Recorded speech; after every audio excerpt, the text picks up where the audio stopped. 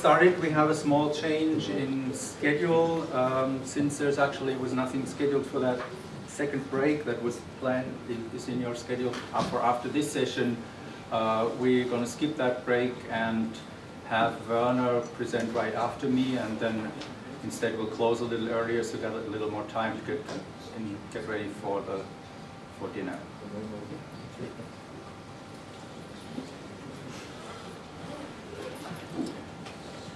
All right, so I want to give you some practical demonstration. I have no slides, so it's had your share of slides today. Just how the world started before there was the small devices, and this is the thing that is here is actually how all the devices that you can purchase today started originally. And I want to show you how these things come to life. This is a Tunnel Creek board, so it's an Atom E6 something processor, and it runs a regular Linux here. So what you will see is a regular Linux booting up, and I'll show you some steps on the way while the operating system boots up, what we can do with the debugger there, and go a couple of steps through the design cycle. The reason why I have the development board here is that I want to use a JTAG interface. This is this JTAG probe I talked about this morning, an example for this one. This is an Intel homemade device, but you can purchase commercial devices from McGregor, for example, USB Demon. And this is what I also mentioned, a similar device you can get from Wind River for their systems. So this is what I hook up to the JTAG port, and that allows me to have direct access to the processor. And this is everybody's darling because it makes a hell of noise, small as it is. And while I get this ready, has any one of you ever done debugging on that low level, or? Sorry?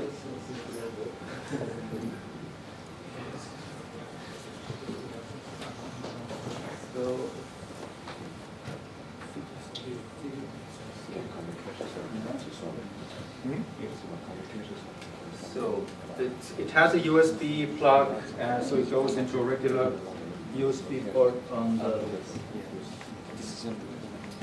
development station.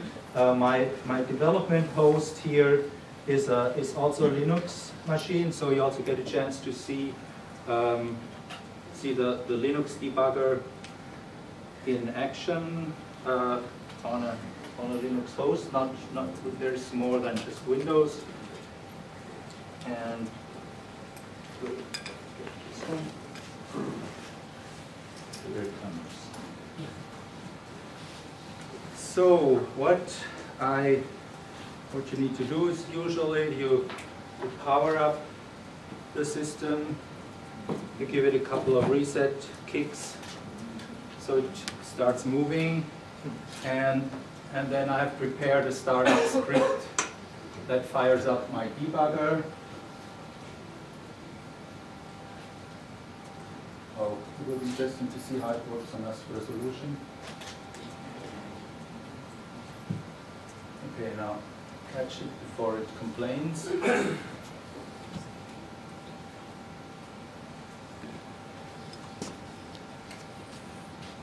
So it now tries to establish communication with the target, and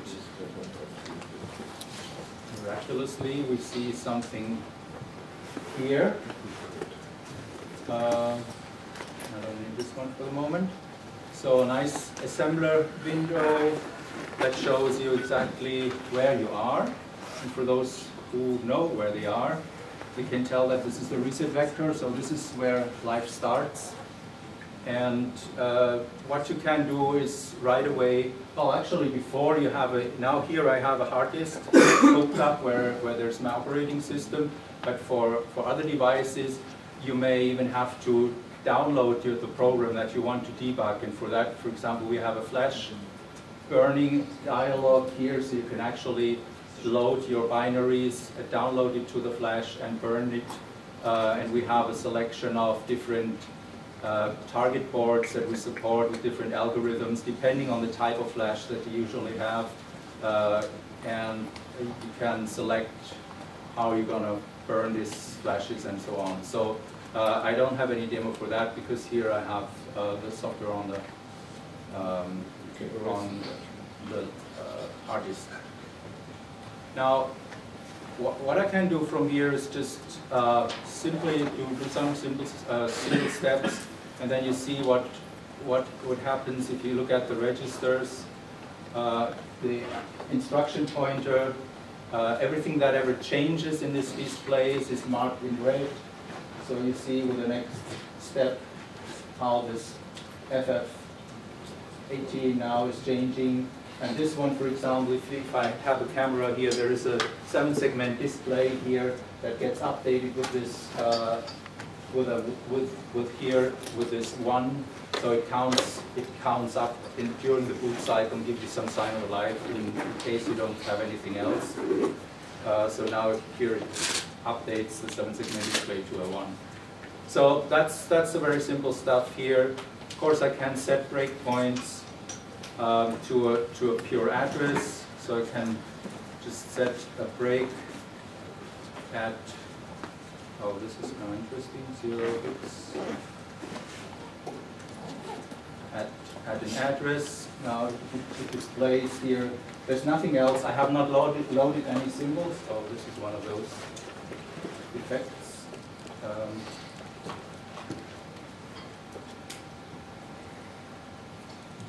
Okay, let's start again. I haven't figured out yet what causes this. I still have the breakpoint running. I reset my target, and I can run again up to this address. And I'm not sure if you can see something, but here, for those who can see, you see actually something's happening until it stops at this just the arbitrary address that I selected, 100,000. And here is what I mentioned with you can actually, you see what everything that has changed in red here.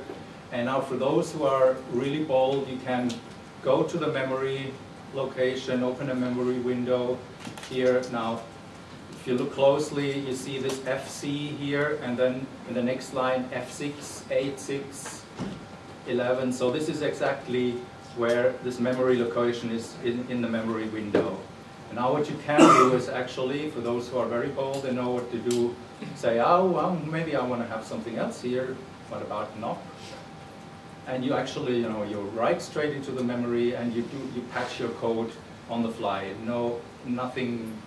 You don't need to recompile anything. You see here, this has changed to red because I modified it. I better not keep that. Not sure what this is going to do, so I can change it back also from the memory window, and my source code here updates accordingly. So now if I want to move forward, I need to load some symbols. So I load the symbol file, which is my Linux image.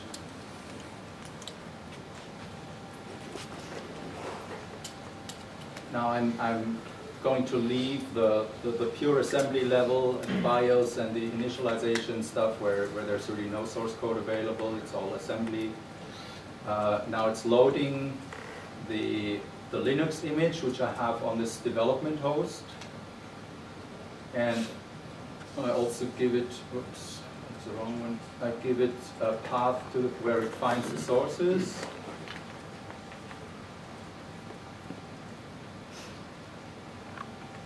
So now the next thing what I can do is set a breakpoint, for example, at where the kernel starts. Of course, I can set a breakpoint in a dialog. Actually, once you know where you want to go, it's easier to just type it in here. Set break at start kernel. Here you see the breakpoint window is updated, and it shows you here I'm setting a breakpoint and at the in the source file main.c at line 544, and I run it. Keep running. No, come on.